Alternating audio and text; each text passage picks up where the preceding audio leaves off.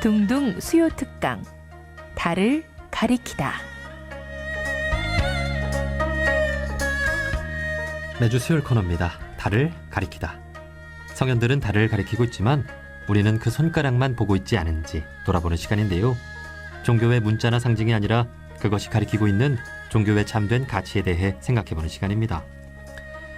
6월은 호국 보훈의 달입니다. 나라를 지키고 헌신한 분들의 공로를 기리는 달인데요. 이는 종교적인 가치와도 맞닿아 있죠. 모든 종교는 자기 개인이나 가족만을 위하는 마음이 아니라 사회나 국가나 인류 전체를 위하는 마음을 강조하고 있습니다. 오늘은 호국 보훈의 달 특집 인터뷰로 이찬수 보훈교육연구원장님과 호국 보훈의 의미에 대해 말씀 나눠보겠습니다. 원장님 안녕하세요. 예, 안녕하세요. 반갑습니다. 네, 많은 분들이 기억하고 계실 것 같은데요. 먼저 저희 청취자분들께 인사부터 한 말씀해 주시죠. 예, 안녕하세요. 저는 이찬수입니다. 우리 둥근소리 둥근 이야기하고는 인연이 오래되었고요. 잊을만 하면 뵙게 되는 것 같습니다.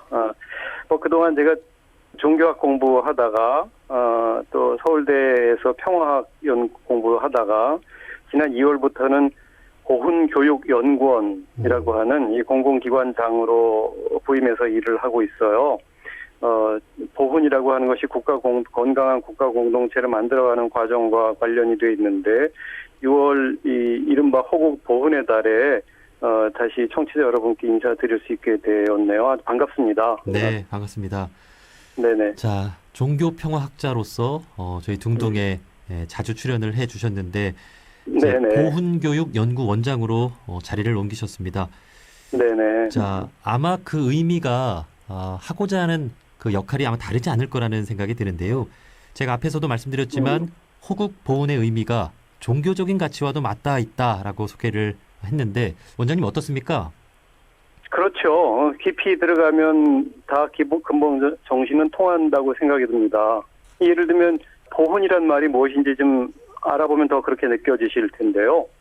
보훈이라는 게 간자상으로 이제 공훈에 보답한다 이런 뜻이거든요. 네. 국어사전 같은 찾아보면 국가 유공자의 애국 정신을 기리어 나라에서 유공자나 그 유족에게 훈공에 대한 보답을 하는 일이라고 국어사전에 정의해놨어요. 네. 그런데 애국 정신은 나라를 사랑한다는 뜻인데 나라를 사랑한다는 게 뭐냐? 나라에 공을 세운다는 게 뭐냐? 이게 하나씩 따지다 보면 사실 경계가 늘 모호해요. 그러니까 전쟁이 나서 참전 용사가 국가를 지켰으니 국가 유공자일 수도 있고 최근에 코로나19 때문에 전 세계가 아주 비상이고 위기 상황인데 적어도 우리나라의 경우만 보더라도 코로나19의 확산을 막기 위해서 아주 희생적으로 노력하는 분들도 많지 않습니까? 네. 그런 분들도 넓은 의미의 국가의 공을 세우는 일이니까 국가 유공자일 수 있잖아요. 또 더 넓게 생각하면 종교적 가르침에 기반해서 정말 양심적이고 이웃을 위한 선량한 삶을 사는 이들 때문에 우리 사회가 유지되고 국가가 유지된다는 차원에서 그것도 국가 유공의 행위일 수 있어요. 그게 정말 국가를 보호하는 호국, 이 국가를 보호한다는 뜻이니까 국가를 보호하는 일일 테니까요. 이들 없이 국가가 유지되고 발전할 수 없지 않겠어요? 예. 그러면서 국가라는 게 공동체고 이 국가를 표피적인 차원에서가 아니라 심층적 차원에서도 건강한 공동체로 만들어가는 일이라면 종교인의 사명이기도 한 거죠. 예. 그런 점에서 종교적 가치와 아주 맞닿아 있다고 생각이 듭니다. 네. 그러니까 종교의 가치는 뭐니 해도 나보다는 이웃을 생각하는 마음이고 또 내 가족보다는 우리 사회와 더 큰 어떤 공동체를 생각하는 그런 마음이니까 그렇죠. 이 보훈의 네. 의미가 참 그 종교적인 가치와 이렇게 맞닿는데 그렇다면 앞에 말씀해 주신 대로 어디까지가 보훈 대상자일까? 이런 것도 궁금하거든요. 맞습니다. 의미상으로 보면 정말 국가를 위해서 이웃을 위해서 사회를 위해서 이렇게 애쓰는 사람들이 다 국가 유공자일 수 있고 보훈 대상자일 수 있지만 근데 사실 우리가 국가 유공자다 보훈 대상자다라고 할 때는 법적인 언어예요. 가령 우리나라에 국가 유공자법이 있어요. 정확히 얘기하면 국가 유공자 예우 등에 관한 법률이라고 되어 있는데 그 유공자법 4조에 보면 아주 상세하게 규정해놨거든요. 근데 큰 틀에서 이런 거예요. 국가를 위해 싸우다가 희생을 당한 사람들을 국가가 보상해준다 이런 뜻이거든요. 네. 한국의 경우는 일제강점기에 독립운동에 참여했다가 희생당한 사람과 그 유족이 되는 거고 6.25 전쟁 중에 그 북의 남침을 막기 위한 과정에 희생을 당한 사람과 그 가족도 국가유공자인 거죠. 네. 여기에 더 보태면 4.19 혁명이나 5.18 광주민주항쟁처럼 대한민국의 민주주의 발전을 위한 과정에 당한 희생이나 그리고 국민의 생명과 재산을 보호하는 공적인 과정에 당한 희생 이런 희생자들을 잘 객관적으로 보면 정말 그랬구나. 이분들 우리가 잘 기리고 정신을 선양하고 또 물질적으로 지원해야 되겠구나라고 국가가 정해진 법과 제도에 따라 안에서 심사도 하고 이제 그분들을 국가유공자로 모시는 거거든요. 네. 그러니까 희생이 있어야 하고 희생에 대해서 국가 공동체 구성원이 기억하고 보상한다. 이런 차원이라서 그냥 좋은 일을 한다고 법적으로 국가 유공자나 보훈 대상자가 되는 것만은 아닙니다. 네. 그러니까 보훈 대상자는 끊임없는 어떤 역사적인 평가가 뒤따라야 하는 일이겠군요. 그렇죠. 역사적인 평가이고 그것에 대한 객관적 또 좀 냉정하긴 하지만 객관적 증빙 자료도 있어야 되고 그렇긴 합니다. 예. 그래서 이제 보훈 대상자를 떠올리면 대표적인 것이 뭐 독립운동가 말씀해 주신 대로 그리고 6.25 전쟁 희생자와 그 유족들 이렇게 떠오르는데 4.19 혁명 희생자도 그렇고 그 5.18 예. 광주항쟁 희생자도 그렇습니다. 네. 네. 자, 그래서 사실 이 부분은 좀 뭐 이렇게 논란이 될 수 있는 부분일 수도 있잖아요. 어디까지가 보훈 대상자가 될 수 있느냐 이런 그런 평가는 어떻게 좀 할 수 있는 걸까요? 그러니까 사실 아까 말씀드린 대로 국가를 위해서 공적으로 일하다가 희생당했거나 국가에 공헌한 사람이란 뜻인데 그래서 그게 사실은 세부적으로 들어가면 애매하긴 합니다. 그런데 아까 말한 대로 국가 보훈 관계 법령에서 보면은 일제로부터 조국의 독립을 위해서 힘쓴 사람들, 국가의 수호나 안전 보장을 위해서 힘쓴 사람들, 한국의 민주주의 발전에 힘쓴 사람들, 국민의 생명이나 재산을 보호하는 공적인 과정에 힘쓴 사람들, 그러다가 희생당한 사람들이거든요. 네. 그래서 어디까지라고 정확히 정말 실선을 명확하게 긋긴 쉽지 않아요. 그것을 이제 신고해야 하고, 객관적 증거로 입증돼야 하고 또 국민적 차원에서 합의되는 어떤 분들도 있잖아요. 그것을 다시 증빙 자료에 입각해서 심사해서 이제 결국 최종적으로는 국가보훈처에서 이제 선정을 하죠. 아무튼 그 경계는 늘 애매모호하긴 합니다. 그렇군요. 네네. 자, 그러면 이 국가유공자와 보훈 대상자 이 말은 그 좀 다른 의미가 있는 거죠? 엄밀하게 일반적으로는 섞어 쓰기도 합니다만 법적으로는 좀 다른 언어이긴 합니다. 국가유공자가 좀 더 상위의 개념이라고 할까요? 국가유공자는 국민의 생명과 재산을 보호하기 위한 직접적인 직무를 수행하다가 희생당한 경우에요. 그러니까 군인이나 경찰이 대표적인 직군에 해당하는 사람들인데요. 네. 그러니까 정말 그 자체가 국가를 위한 일인 거죠. 국민의 생명과 재산을 보호하는 일. 그러다가 희생당한 사람이 국가유공자가 되는 경우 가능성이 크고요. 근데 국가를 위하긴 했는데 직접적인 관련성이 있느냐 아니면은 그냥 조금 간접적인 관련성 뿐이냐 이런 게 애매할 때가 있잖아요. 그러니까 직접 관련성보다는 약간 상당한 인과관계가 있다고 인정될 경우는 보훈 보상 대상자로 규정을 해요. 그래서 국가를 위해 일하다가 이제 그냥 부상을 당한 일반 군경 중에 그 부상의 정도가 정말 직접적인 공무냐 아니면은 간접적인 공무냐 이런 걸 잘 따져봐야 되거든요. 네. 어쨌든 조금 직접적인 경우는 국가유공자가 될 가능성이 크고 좀 간접적인 경우는 보훈 대상자, 보훈 보상 대상자입니다가 될 가능성이 큽니다. 근본적으로는 같은 말이기도 하고요. 네, 좀 이해가 됩니다. 네네. 다양한 방식의 국가를 위해 노력하고 헌신한 분들이 계실 테니까 국가유공자와 보훈 대상자가 이렇게 구분이 돼 있는데 그리고 또 한 가지 궁금한 게 있는데요. 지난 2018년이었죠. 동학농민혁명 법정 기념일이 5월 11일로 지정이 되었는데 이 예. 동학농민혁명은 너무 먼 이야기 아니냐 하는 분들도 계시는데 이 동학농민혁명에 참여했다가 희생당한 분들도 그 대상자가 될 수 있는 건가요? 사실 정말 그 지점이 굉장히 객관적으로 표현하면 애매모호한 지점이기도 하지만 포함되어야 하긴 합니다. 근데 이게 왜냐하면요. 독립유공자 예우에 관한 법률에 보면 이제 어떤 사람이 유공자가 되느냐라고 할 때 일제의 국권 침탈 전후로부터 1945년 8월 14일까지 국내외에서 일제의 국권 침탈을 반대하거나 운동하다가 독립운동하다가 순국한 사람, 이것 우리가 흔히 얘기하는 순국선열이에요. 예. 그런데 문제는 일제 국권 침탈 전후로부터 45년 8월 14일까지라고 그 순국선열의 규정을 그렇게 해놨거든요. 그때 한과다 희생당한 사람들. 근데 이제 국권 침탈 시기가 언제냐라고 하는 것을 국가보훈처에서는 그동안 을미사변, 그러니까 이건 1895년 당시 기준으로 음력 8월 20일에 일본군이 경복궁을 점령해서 당시 명성황후를 살해한 사건이 을미사변인데 그 1895년부터 국가를 침략한 일본에 대해서 항거하다가 희생당한 사람들부터 그 독립 이른바 순국선열의 범주에 포함시켜요. 근데 이제 동학농민혁명은 1894년에 일어났잖아요. 예. 근데 1894년에 일어났는데 그것도 정신 의미상으로는 역시 국권 침탈 시기에 해당하는 거고 동학농민혁명군도 1894년에도 그렇고 95년에까지 걸쳐서 경복궁에 쳐들어온 일본군을 몰아내기 위해서 싸운 사람들이에요. 예. 그러니까 동학혁명 참여자들도 일제의 국권 침탈에 항거했다가 정말 순국한 이들인데 수십만 명이 된단 말이에요. 아마 생존하고 있는 유족도 정확치는 않지만 17,000여 명 된다고 그래요. 네.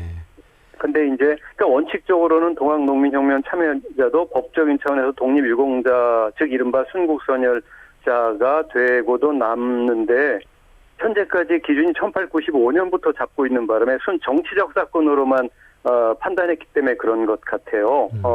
근데 이 동학농민혁명을 정치적 사건이기 전에 뭔가 종교적이고 사상적인 운동과 같은 것처럼 생각하는 경향이 있어서 그랬던 것 같습니다. 저 개인적인 추측입니다. 네, 네. 아무튼 연도를 공식적으로 1894년까지 소급하기가 애매하다는 것이 현재까지의 입장이죠. 예. 안타깝긴 합니다만. 네. 예, 예. 그러니까 어쨌든 그 동학농민혁명 그 희생자들도 그 대상자가 될 수 있다고 하는 분명한 기준이 이렇게 나와 있다는 것을 저도 처음 알게 됐네요. 아, 네네. 그 근데 일부... 정신으로는 유공자의 정신 반열에 오를 수 있지만 이게 지금 법적 기준이 현재 애매해서 논쟁 중입니다. 네, 네. 네. 뭐 어쨌든 그 이런 식으로 따지고 들어가면 뭐 200년 전, 300년 전 조상님들 가운데서도 찾을 수 있는 거 아니냐 뭐 이런 이야기하시는 분들도 있어서 어쨌든 이렇게 그렇죠. 기준이 네. 있다는 것을 네.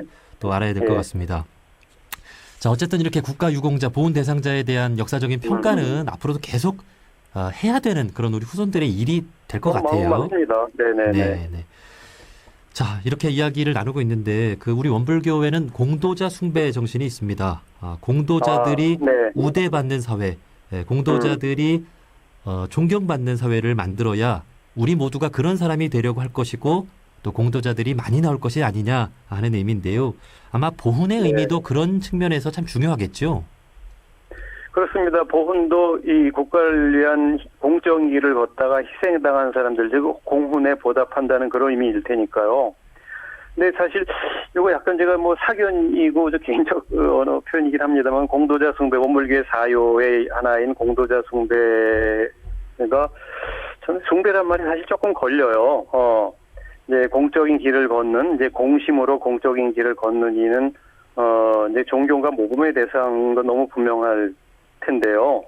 어쨌든 공적인 길을 걷는 것은 너무너무 가치 있는데 이제 유공자나 보훈 대상자다라고 할 때는 그로 인한 희생이 얼마나 따랐느냐 이제 이렇게 되는 거거든요. 아무튼 그러니까 공심으로 공적인 길을 걷는 일을 법적으로 인정하느냐 마느냐에 관계없이 원불교적 차원에서 아주 최상의 존경과 모범의 대상으로 삼고 있지 않습니까? 네. 근데 이게 정신상으로 보면 국가유공자급에 해당한다고 저는 보는데 아직 법적으로 지정되지 않은 이 공도자를 저 개인적 의견입니다만 이 공도자 숭배 차원에서 원불교에서 먼저 치하해주고 원불교도가 아니더라도 그런 사람들 원불교 안에서 좀 먼저 존경해주고 이런 걸 선도적으로 해주면 어떨까 하는 생각이 들기도 합니다. 예. 그러면 야 이거 정말 민간에서 순수하게 종교적 차원에서도 그러는구나 하고 국가에서도 나중에 따라올 수도 있을 것 같고 그런 식으로 종교가 이제 특히 원불교가 가령 국가유공의 정신을 이 공도자 숭배 우리 사유에 따라 선도하면 좋겠다는 생각도 들기도 합니다. 예. 뭐 사실 원불교뿐 아니라 뭐 개신교, 천주교, 불교에서도 각 종교의 훌륭한 삶을 살아오신 분들 그런 분들을 기리고 그렇게 하고 있잖아요. 또 그런 분들 가운데는 당연히 국가를 위해 헌신한 분들도 많이 계실 테고요. 예. 자, 이제 보훈교육연구원은 이제 보훈의 가치를 널리 알리는 일을 하는 곳일 텐데요. 앞으로 그렇다면 보훈교육연구원에서 가장 중요하게 생각하는 과제는 무엇이고 또 어떤 일을 중점적으로 하고 계신지요? 말씀하신 대로 보훈의 가치를 교육과 연구를 통해서 알리는 공공연구소입니다. 교육기관이기도 하고요. 그런데 이제 보훈에 세 가지 그동안 키워드가 있었어요. 독립과 호국과 민주였습니다. 독립운동에 희생당한 사람들, 아니면 국가를 지키기 위한 전쟁 중에 희생당한 사람들, 그 다음에 민주적 정신을 확장하는 과정에 희생당한 사람들이 세 가지 키워드로 지금 공식적으로 얘기되고 있거든요. 근데 그동안 보훈은 대체로 독립과 호국 쪽에 좀 강조되는 경향이 있었어요. 특히 호국 정신을 구체화시키다가 희생당한 사람들을 더 기리고 지원하는 경향이 지금까지도 큽니다. 네. 그런 분들에 대해서 이제 연금과 같은 차원에서 물질적 지원을 하기도 하고 복지나 의료 차원의 지원을 국가 보훈처 그리고 보훈처 산하에 있는 보훈복지의료공단에서 지속적으로 해오고 있어요. 앞으로도 더 지속해야 될 일이죠. 근데 이제 보훈교육연구원 차원에서 보면 더 중요한 거는 희생을 하지 않아도 되는 사회를 만들어가는 과정. 예. 희생된 사람들을 지원하고 그 정신을 선양하는 것도 너무너무 중요하고 이어져야 되지만 희생이 필요 없는 사회를 만들어가는 게 더 중요하지 않겠나. 이를 위해서 이제 건강한 보훈 의식을 좀 확장하고 민주시민사회를 만들어가는 일과 관계를 좀 더 맺어야 될 것 같고요. 그런 의미의 연구와 교육을 더 강조하고 싶습니다. 네. 쉬운 일은 아니지만요. 네. 네. 그러니까 과거에는 정말 그 국가를 위한 어떤 개인의 희생을 강조하는 측면이 좀 많았다면은 앞으로 네. 진정한 그 민주주의와 또 평화를 이루어 나가기 위해서는 이렇게 네. 개인이 희생하지 않아도 되는 그런 세상을 만드는 게 진정한 의미의 그런 또 좋은 세상이 아닐까 싶습니다. 네, 자, 그렇습니다. 네, 6월은 호국보훈의 달입니다. 원불교에서는 추원 보본의 달로 보내는데요. 아마 같은 의미일 겁니다. 선조들의 네네. 은혜를 기억하자 하는 의미이겠죠. 자, 마지막으로 저희 청취자분들께 6월을 맞아서 꼭 전하고 싶은 말씀이 있다면 한 말씀 해주시죠. 아무튼 제가 그동안 신학, 불교학, 원불교학을 포함해서 종교학 공부하다가 평학으로 심화시켰고 지금 보훈 분야로 들어왔는데요. 그래서 들어오면서 보니까 저는 종교 안에 있다가 국가 사회로 나온 셈이라고 할까요? 그러고 보니까 사람이 성장하고 사회에 기여하는 방식은 종교에서나 사회에서나 심층적 선에서 보면 비슷하다는 생각이 많이 듭니다. 네. 그거는 종교 언어와 사회 언어가 만날수록 좋다는 뜻이기도 하고요. 그래서 오늘의 사회와 국가를 잊게 하다가 희생당한 분들을 기억하는 거는 종교와 관계없이 중요한 일이고, 우리 가족 중에 한 사람이 누가 다치면 가족이 돌보고 또 끝없이 가족이 같이 살 수 있도록 지원하지 않습니까? 네. 그런 것처럼 사회와 국가를 위해서 일하다가 희생당한 사람들도 그래야 되는 것은 종교나 종파를 떠나서 국민으로서 또 당연한 일이겠다 싶어요.